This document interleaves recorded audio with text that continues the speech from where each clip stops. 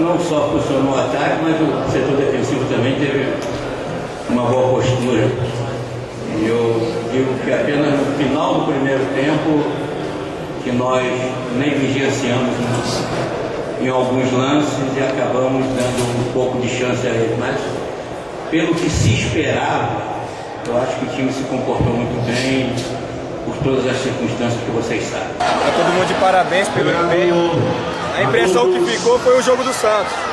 Hoje, graças a Deus, infelizmente desclassificamos, mas hoje fizemos diante do Santos nos dois jogos. Um campeonato diferente, né, Juliano? Um campeonato que, ó, a Copa do Brasil exige o mata-mata, exige jogos difíceis. E o Santos, um time muito qualificado, o time conseguiu suportar bem com o Santos. Não, a classificação não veio, paciência, mas jogou muito bem. Agora a Série B é diferente, a Série B sabendo que é pegada, time não tão qualificado como o Santos, mas querem muito subir, querem muito se doar dentro de campo para aparecer no cenário do futebol. Então a gente tem que fazer o máximo dentro de campo para a gente administrar esse resultado que a gente teve dentro de casa e agora tem que tirar essa dica fora de casa e ganhar forte.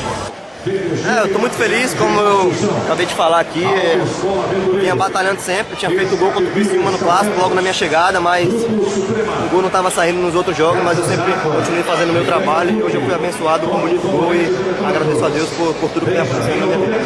Não surpreendeu porque eles já demonstraram a capacidade deles em jogos tão importantes quanto esse, mas aquele negócio, quando os gols saem, você fica mais tranquilo e tende a jogar de uma forma mais segura. O que faltou nos jogos contra o Santos foi uma bolinha entrar.